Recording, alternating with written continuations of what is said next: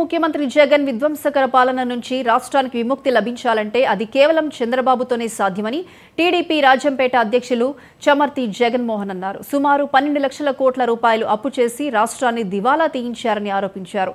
రాష్ట్రంలో ఎక్కడా రోడ్లు బాగాలేవని, పోలవరం పూర్తి కాలేదని, రాజధాని అమరావతి దేవుడెరుగని అన్నారు. సంక్షేమం పేరుతో పెట్రోల్, డీజిల్, విద్యుత్, నిత్యావసర ధరలు ఆకాశాన్ని అంటేలా చేసి పేదలను దోచుకుంటున్నారని మండిపడ్డారు. టీడీపీ చేపట్టిన భవిష్యత్తుకు భరోసా కార్యక్రమం ద్వారా పూర్ టు రిచ్ నినాదంతో ప్రతి ఒక్కరికి ఆర్థిక, సామాజిక భద్రత కల్పిస్తూ భరోసా పత్రాలు అందజేస్తున్నామన్నారు చమర్తి జగన్మోహన్. మాట ఎత్తితేనే కనుక అసహించుకునే విధంగా రాష్ట్ర ప్రజలు ఈ పాలన తయారైంది. పోనీ నేను బటన్ నొక్కుతున్నాను సంక్షేమము అని చూసి తెలుగుదేశం పార్టీ ఒక కార్యక్రమాన్ని చేపట్టింది.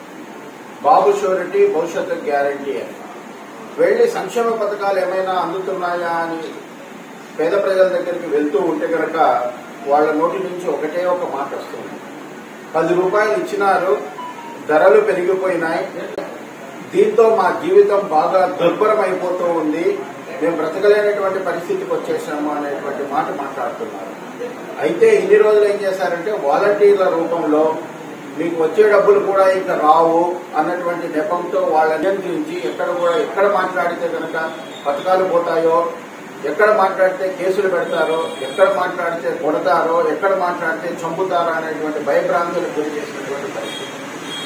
దాన్ని ఎదుర్కోవడానికి మేము మా వచ్చే ప్రభుత్వంలో 2024 తర్వాత ఏర్పడబోయేటటువంటి తెలుగుదేశం ప్రభుత్వంలో సంక్షేమ పథకాలు మేము అమలు చేసేటటువంటి 6 షూరిటీలని ప్రజల ముందుకు తీసుకెళ్ళాం. అంటే గతంలో వచ్చేటటువంటి పెన్షన్లు కాకుండా అదనంగా 6 షూరిటీలని పూర్ టు రిచ్ అంటే పేదవాళ్లను ధనికులు చేసేటటువంటి విధంగా 6 గ్యారంటీలను ప్రజల్లోకి తీసుకెళ్తూ ఒక్కొక్క ఇంటిలో ఎవరెవరు లబ్ధిదారులు ఉన్నారు, వాళ్లకు ఎంత డబ్బు వస్తుంది అనేటటువంటిది 5 సంవత్సరాల్లో మేము ఒక బాండ్ రూపంలో పవన్ కళ్యాణ్ గారు, చంద్రబాబు గారి సంతకంతో ఒక షూరిటీ పత్రాన్ని పేదలకు ఇస్తున్నాం. పేదలు చూసి అయ్యో ఇన్ని రోజులు ఇంత మోసపోయామా, మాకు వచ్చేటటువంటి 50,000, 70,000కి ఇంత బ్లాక్మెయిల్ చేసేటటువంటి పరిస్థితి, మమ్మల్ని ఈ విధంగా వాలంటీర్ల రూపంలో నియంత్రించారా, రేపు బాబు గారు వస్తే కనుక మా ఇంటికి 4 లక్షలు వస్తుందా, 5 లక్షలు వస్తుందా అనేటువంటి దీంతో ఇవాళ ఎంతో ఆతృతతో మేము వెళుతూ కూడా ఇళ్లకు రండి, మా షూరిటీ పత్రం ఇవ్వండి, బాబు గారి పాలన వస్తే కనుక ఏం జరుగుతుంది, మాకేమేం పథకాలు వస్తాయి, మా అప్పులు ఏ విధంగా తీరుతాయి, మా జీవితం ఏ విధంగా బాగుపడుతుంది అని ఎంతో ఆశగా ఎదురు చూస్తున్నారు. ఒక పక్క మేధావులు మధ్య మీరు కనిగిరిలో చూశారు ఎంత ఆదరణ పొందామో, ఎంతమంది ప్రజలు స్వచ్ఛందంగా తరలి వచ్చారో చూశారు. అదేవిధంగా ఈ ఎన్నికల ముందు జగన్మోహన్ రెడ్డి ఏం చెప్పారంటే ఇది బ్యాక్వర్డ్ క్లాస్ కాదు, బ్యాక్ బోన్ క్లాసు, నేను ఉన్నాను, నేను విన్నాను అనే మాటలు చెప్పి వాళ్లను బ్యాక్ లోనే ఉంచి కనపడకుండా చేశారు. ఎక్కడైనా కానీ వైసీపీ ప్రభుత్వంలో ఒక బీసీ నాయకుడు ముందుండి పరిపాలన చేసినటువంటి సందర్భాలు ఎక్కడా లేవు.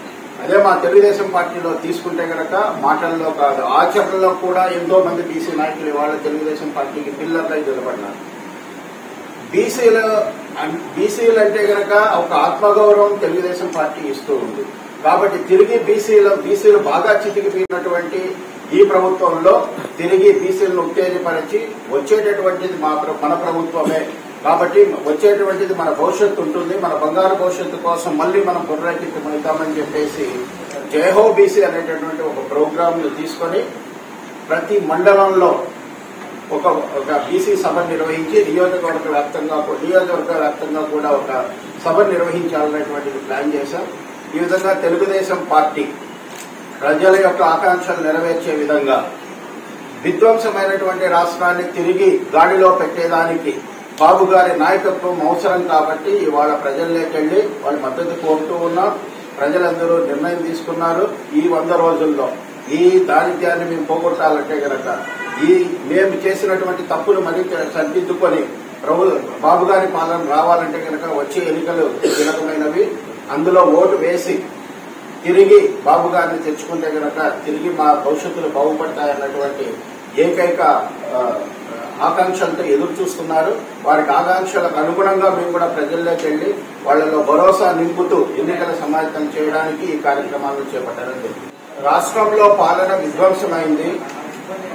దాదాపు 12 లక్షల కోట్ల అప్పు చేసినటువంటి పరిస్థితి. ఇన్ని లక్షల కోట్లు అప్పు చేసి ఏం చేశారు అంటే కనుక ఏమీ చూపించలేనటువంటి పరిస్థితి. రోడ్లు